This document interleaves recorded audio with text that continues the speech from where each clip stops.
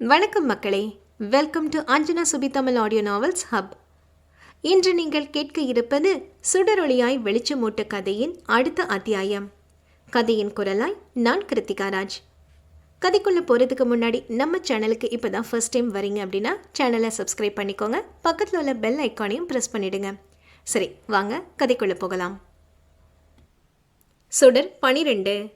அன்று அஸ்வத்தை மாலில் பார்த்த பின்னர் சுபிக்ஷாவுக்கு அவனை சந்திக்கும் சந்தர்ப்பம் எதுவும் அமையவில்லை. அஸ்வத் அவள் பயிற்சி மேற்கொள்ளும் கிளைப்பக்கம் வரவே இல்லை. மனதில் அவனை நினைக்க கூடாது கூடாது என்று எண்ணியே அவனை மட்டும் நினைத்து கொண்டு இருந்தாள் சுபிக்ஷா. அதுவே அவன் மேலான நேசத்தை பல்கி பெருக செய்தது. அவளிடம் அவன் கைபேசி எண் இருந்ததுதான். அன்று தன் வேலட்டை தர அவன் அழைத்திருந்த போது தன் கைபேசியில் அவன் எண்ணை பதிந்திருந்தாள். அவனை ஒருமுறை அழைக்கலாம் என்றால் ஏதோ ஒரு தயக்கம் வந்து ஆட்கொண்டது. வாட்ஸ்அப்பில் அவன் தொடர்பு புகைப்படத்தை பதிவிறக்கம் செய்து மணிக்கணக்கில் பார்த்து கொண்டு தன்னிலை மறந்து நடமாடிக் கொண்டிருந்தாள். விளைவு, இலை உதிர்த்த மரம் போல் உயிரை மட்டும் தாங்கி நின்றாள் சுபிக்ஷா. அப்போதுதான் கடையில் அஸ்வத் பணி நிமித்தம் மலேசியா சென்று இருப்பதாக பேசிக்கொண்டு இருந்ததை கேட்க நேர்ந்தது. அதை அறிந்தவள் முற்றும் தளர்ந்து போனாள். அவன் ஏன் தன்னிடம் கூறாமல் சென்றான் என்று தன் மனதுடன் ஊடல் கொண்டவள் பின்பு ஏன் அவன் தன்னிடம் சொல்லிவிட்டு செல்ல வேண்டும் என்று எதிர்பார்க்கிறோம் என்று யோசித்தாள். அவன் எப்போது, எப்படி, எந்த புள்ளியில் தன் மனதில் சிம்மாசனமிட்டு அமர்ந்தான் என்று அவளுக்கே தெரியவில்லை. இதற்கிடையில் மித்ராவுக்கு உடல் நலம் சரியில்லாமல் போக 2 வார விடுப்பு எடுத்திருந்தாள். வினயும் கடந்த 1 வாரம் தன் கல்லூரியில் செயல் திட்டம் சமர்ப்பிக்கும் பணிகளில் ஈடுபட்டிருந்ததால் வேலை நேரத்தை அந்த வாரம் மட்டும் மாற்றிக்கொண்டிருந்தான். நட்புகளை பிரிந்த இந்த தனிமை நேரத்தில் அஸ்வத் பற்றிய சிந்தனைகள் அவளை அலைக்கழித்தது. அவனை குன்னூரில் பார்த்துவிட்டு வந்தபோது சற்று தவிப்பை உணர்ந்தாலும் அதை புறம் தள்ளி ஏதோ இனக்கவர்ச்சி, இதுவும் கடந்து போகும் என்று தன் வழக்கமான வாழ்வுக்குள் தன்னை புகுத்தி கொண்டாள். அவளை எதிர்பாராதது தான் செல்லும் நிறுவனத்தின் உரிமையாளனாக அவனை கண்டது. அதன் பிறகு ஒதுங்கி சென்றவளிடம் அடாவடியாக தன் காதலை சொன்னவன் அதன் பின் அவளை அணுகவில்லை என்பதில் ஒரு சிறு ஏமாற்றம் இருந்தது சுபிக்ஷாவிற்கு. அவன் அருகில் வர எத்தனித்த போதெல்லாம் விலகியவள் அவன் காதலை சொன்ன பின் வந்த இந்த முதல் பிரிவில் தோய்ந்து விட்டாள்.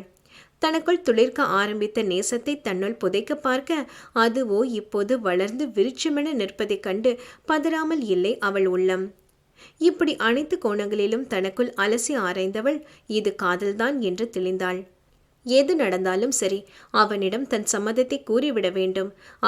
அவன் மீதான காதலுக்காக போராடித்தான் பார்ப்பதென்று முடிவெடுத்து அவன் வருகையை எதிர்நோக்கி காத்திருந்தாள். அஸ்வத்தோ தொழில் நிமித்தம் 10 நாள் மலேசியா சென்று இருந்தவன் மூச்சு விடக்கூட நேரமின்றி பணியில் மூழ்கி போனான். அனைத்து வேலைகளையும் முடித்துக்கொண்டு தாயகம் வந்த அவனுக்கு இன்ப அதிர்ச்சி தர காத்திருந்தாள் அவன் ஜப்பான் பொம்மை. அன்று நண்பகல் அலுவலகம் வந்தவன் முதல் வேலையாக அவள் பணியாற்றும் கிளையை நோக்கி தன் ஆடியை கிளப்ப எத்தனித்தான். அப்போது கரடியாய் வந்த அவன் செயலாளன் ராஜேஷ் முக்கிய கோப்புகளை அவன் பார்வைக்கு வைத்துவிட்டு அஸ்வத்திடம் 2 நாள் அவன் சொந்த ஊருக்கு செல்ல விடுப்பு கேட்டு மண்டையை சொரிந்து கொண்டு நின்றான். அவனை கடிந்து கொள்ள முடியாமல் மனதிற்குள் சபித்தபடி அவை அனைத்தையும் சரிபார்த்தவன் அவன் கேட்ட விடுப்பையும் தந்துவிட்டு அவள் பணியாற்றும் கிளை நோக்கி செல்லும் போது மணி மாலை 5:30 என்று காட்டியது. தன் வெண்ணிற வெஸ்பாவை பழுது பார்க்க கொடுத்து இருந்ததால் அன்று மாலை மித்துன் வந்து அவளை கூட்டி செல்வதாக இருந்தது. அப்படியே மித்ராவை சென்று அவள் உடல் நலத்தை விசாரித்துவிட்டு வீடு செல்ல திட்டமிட்டிருந்தாள். அவள் பணி முடிந்து வெளியே வரும்போது வானம் மழை மூட்டமாக இருந்தது. தன் கைபேசியில் தமையனுக்கு அழைத்த வண்ணம் அருகில் இருந்த பேருந்து நிறுத்தம் நோக்கி நடந்தாள். சற்று நேரம் அழைப்பொலி போக எடுத்து மித்துனோ, சுபிக்குட்டி, சாரிடா, அண்ணனுக்கு இன்னைக்கு அர்ஜென்ட் ஒர்க் வந்துருச்சு, அதான் வர முடியல. ஒர்க் டென்ஷனில் உனக்கு மெசேஜ் செய்ய மறந்துட்டேன். வர சண்டே போய் மித்ராவை பார்த்துட்டு வரலாம். நீ இப்போ ஒரு ஓலோவோ ஆட்டோவோ எடுத்து போயிடு என்றான். சுபிக்ஷாவும் அவனிடம் கோபம் கொள்ள முடியாமல் சரி என்று தொடர்பை துண்டித்தவள் தன் கைபேசியில் ஓலா கேப் பதிவு செய்ய முற்பட அப்போது ஒரு கருப்பு நிற ஆடி அவளை உரசுவது போல் வந்து நின்றது. அதில் பயந்த சுபிக்ஷா திடுக்கிட்டு கோபமாக நிமிர காரில் அமர்ந்திருந்தான் அஸ்வத். நீண்ட 10 நாட்களுக்கு பிறகு அவனை சந்திக்கிறாள். பயண அலைச்சலில் சற்று களைப்பாக தெரிந்தான் போல. மந்திரத்திற்கு கட்டுண்டவள் போல் அவன் கார் கதவை திறக்க எதுவும் பேசாமல் அமைதியாக ஏறிக்கொண்டவளை தாங்கியபடி பறந்தது அந்த ஆடி. அவன் அருகில் அமர்ந்திருந்தவளின் கைகள் அந்த ஏசியின் சில்லிப்பில் நடுங்கியது.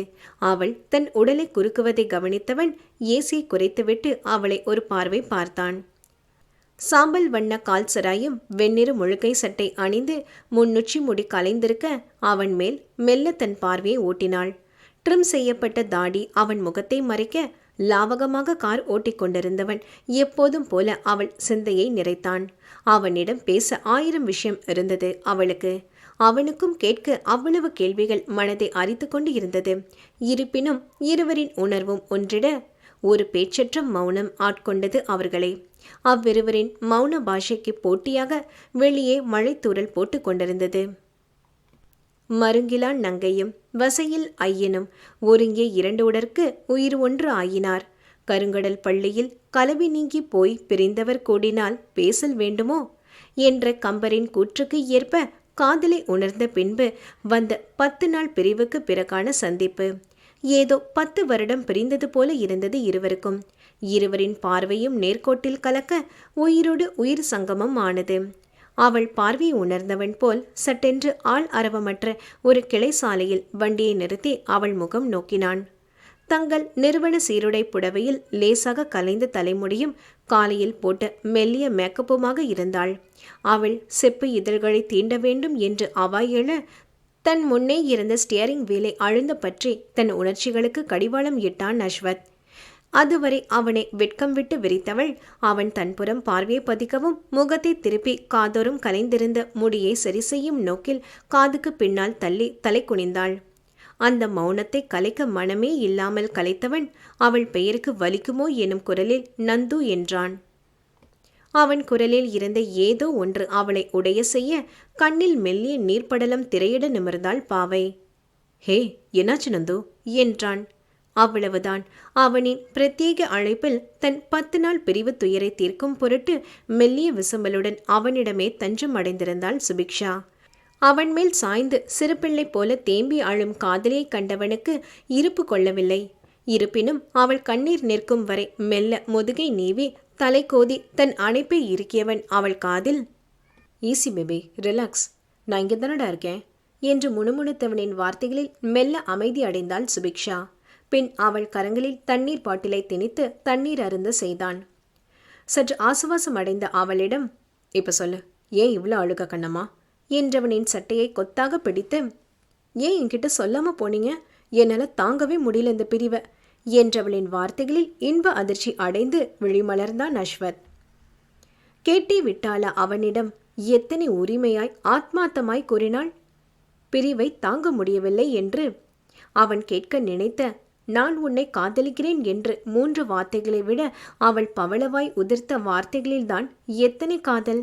அஸ்வத்துக்கு வானத்தில் பறப்பது போல இருந்தது. அழுது வடிந்த முகத்துடன் நுனி நாசி சிவக்க தன் சட்டையை பிடித்திருந்தவளை ரசனையுடன் அளவிட்டவன், இப்படி எனக்காக ஒருத்தி தவிச்சிட்டு இருப்பான்னு தெரியாதே கண்ணம்மா என்றவனின் வார்த்தைகள் அன்பில் மூழ்கி வந்தன. அதை கேட்டுக்கொண்டிருந்தவள் தன்னை சடுதியில் மீட்டுக்கொண்டு உதட்டை சுழித்து, தெரிஞ்சிருந்தா மட்டும் அப்படியே வந்துட்டு தான் மறுவேலை பார்த்திருப்பீங்களோ என்றவள் தன் வலது கையால் தாடையை தடவி யோசிப்பது போல பாவனை பயின்று, எனக்கு என்னமோ 10 நாள் மலேசியால நல்லா அஜால் குஜால் பண்ணிட்டு வந்த மாதிரி தோணுது. அதுக்கு தோதா உங்க கண்ணெல்லாம் செவன்னு இருக்கு. போதா குறைக்கு துரை வேற களப்பா தெரியுறீங்க என்று ஹை பிச்சில் ஆரம்பித்து லோ பிச்சில் முடித்தாள். அவள் பேச்சில் அதிர்ந்தவன் தன் நெஞ்சில் கை வைத்து, அடியே, நான் ஸ்ரீராமன் வம்சம் டி, விட்டா நீயே ஐடியா கொடுப்ப போல என்றான்.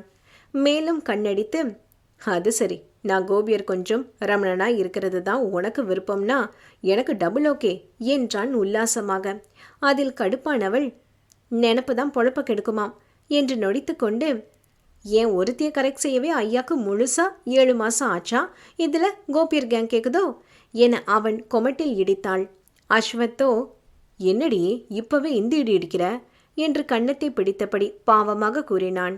அதை கேட்டு வாய்விட்டு சிரித்தவள், லைசன்ஸ் மட்டும் கிடைக்கட்டும், தூக்கி போட்டு பந்தாடுறேன் என்றாள் தன் கை முஷ்டியை மடக்கி அவனை குத்துவது போல செய்து. அவளை ஆசையுடன் பார்த்தவன், இந்த வருஷத்தோட உன் படிப்பு முடியுதுல, படிப்பு நல்லபடியா படிச்சு முடிடா, நாம அடுத்த 3 மாசத்துல கல்யாணம் பண்ணிக்கலாம் என்றான் அஸ்வத்.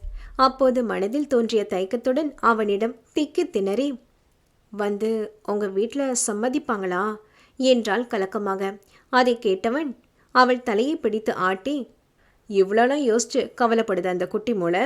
நீ படிக்கிற வேலையை மட்டும் பாரு, மற்றதை நான் பார்த்துக்கிறேன் என்றான் சிரித்து கொண்டே. அவளுக்கும் அஸ்வத் நேரடி பதில் தராதது உறுத்தினாலும் அவன் கண்களில் பொய் இல்லை என்பதை உணர்ந்து சமாதானம் அடைந்தாள். சுபிக்ஷாவும் அஸ்வத்தும் தங்கள் காதலை பரிமாறிக்கொண்ட அளவு உள்ளத்தை பரிமாறிக்கொள்ளவில்லையோ? உங்களுக்கும் அமைச்சர் ரகுராமன் பொண்ணுக்கும் கல்யாணம் பேசினாங்களா என்று வெளிப்படையாக கேள்வி கேட்க தவறினாள் சுபிக்ஷா. எங்கள் அப்பா கொஞ்சம் ஸ்டேட்டஸ் பாப்பார் தான், ஆனால் நான் உன்னை எப்போவுமே கைவிட மாட்டேன், நம்ம கல்யாணம் கண்டிப்பாக நடக்கும் என்ற நம்பிக்கை கொடுக்க தவறினான் அஸ்வத். இருவரும் ஒரு சேர இப்பொழுது இருக்கும் இனிமையான சூழ்நிலையை ஏன் கெடுத்துக்கொள்ள வேண்டும் என்று நினைத்தனரோ சுபிக்ஷாவுக்கு இந்த எண்ணம் வந்தது சரி. அவள் இன்னமும் வாழ்க்கை பாடத்தை கற்க ஆரம்பிக்கவில்லை, மனம் பக்குவப்படவில்லை எனலாம். ஆனால் அஸ்வத் ஒரு தொழில் சாம்ராஜ்யத்தை கட்டி ஆளப்போகிறவன், சொந்தமாக தொழில் ஆரம்பித்து செய்து கொண்டிருக்கிறான். அவன் அப்படி நினைக்க காரணம் சுபிக்ஷாவுக்கு இன்னும் வயதுக்கு ஏற்ற மனமுதிர்ச்சி வரவில்லை என்ற நினைப்பாக இருக்குமோ? தான் ஒன்று சொல்ல அவள் ஒன்று புரிந்து கொண்டால் என்ன செய்வது? அதுவும் அவள் வாய்த்தொடுக்கு அவன் அறிந்த ஒரு விஷயம். எங்கே தந்தை செல்வநிலை பார்க்கும் மனிதர் என்று தெரிந்தால் அவரை தப்பாக நினைத்து விடுவாளோ? நாளை அது அவன் குடும்பத்துடனான அவள் உறவை பாதித்து விடுமோ என்று பயந்தான். தன் தந்தை பற்றிய அவள் வீட்டாரின் கணிப்பில் கீழிறங்கி போவோமோ என்றெல்லாம் ஆராய்ந்தான். ஏற்கனவே படிக்கும் பிள்ளை மனதில் காதலி தூவியாயிற்று. குறைந்தது அவள் படிப்பு முடியும் வரை பொறுத்து பிறகு இரு வீட்டார் சம்மதத்துடன் அவளை மணமுடிக்க முடிவு செய்தான். சிறிது நேரம் அவளிடம் பேசிக்கொண்டு இருந்தவன் அவள் விலாசம் கூறாமலே கொண்டு போய் அவர்கள் வீடு இருக்கும் தெருவுக்கு முன்னால் நிறுத்தினான். அதில் திகைத்தவள், என் வீடு தெரியுமா என்றாள். தெரியும். லவ் பண்ற பொண்ணோட வீடு கூட தெரிஞ்சுக்கலனா எப்படி என்றான் புன்னகையுடன். அதில் போலியாய் வேந்தவள், அடேங்கப்பா, பெரிய சாதனைதான், மெடல் கொடுப்பாங்க, வாங்கி வச்சுக்கோங்க என்றாள் தன் வில்புருவங்களை உச்சி மேட்டுக்கு ஏற்றியபடி. அவள் பேச்சில் சத்தமாக நகைத்தவன், பார்த்து பொடி அரட்ட, வீட்டுக்கு போயிட்டு மெசேஜ் பண்ணு, நைட்டு கால் பண்ணுறேன் என்றவன் அவள் நடந்து சென்று தன் வீட்டின் வெளிப்புற வாயில் தாண்டி உள்ளே செல்லும் வரை பார்த்திருந்துவிட்டு தன் வண்டியை கிளப்பினான் அந்த பொறுப்பான காதலன். சுபிக்ஷா அஸ்வத் காரில் இருந்து இறங்கி நடந்து சென்றதே மற்றொரு ஜோடி கண்களும் குரோதத்துடன் கவனித்து கொண்டு இருந்தது. அதை அஸ்வத் அறியாமல் போனதுதான் விதியோ? வீட்டுக்குள் வந்த மகளிடம், என்ன சுபி, ஏன் லேட் என்ற மாலத்திக்கு, இன்னைக்கு கொஞ்சம் வேலை அதிகமா, அதான் லேட் என்றால் அவர் கண்களை பாராமல். தாயிடம் பொய்யுரைக்கும் போது மனதில் ஒரு குற்ற குறுகுறுப்பு எழாமல் இல்லை சுபிக்ஷாவுக்கு. இருந்தும் அதை அவன் மேல் கொண்ட காதல் வென்றுவிட தாயிடம் தனக்கான காஃபியை வாங்கி கொண்டு அறைக்கு உடை மாற்ற சென்றாள். இரவு உணவுக்கான ஆயத்த வேலைகளில் ஈடுபட்டிருந்ததால் அவரும் பெரிதாக அவளை கண்டு கொள்ளவில்லை. அறைக்கு வந்தும் அவள் மனம் தாயிடம் பொய் உரைத்ததையே சுற்றி வந்தது. ஒருவேளை காதல் வந்தால் மனதில் கள்ளத்தனமும் புகுந்துவிடும் போல. அன்று முதல் இருவரும் வாட்ஸ்ஆப்பின் உபயத்தால் தங்கள் காதலை ஊடல் கூடலுடன் நன்றாக வளர்க்க ஆரம்பித்தனர்.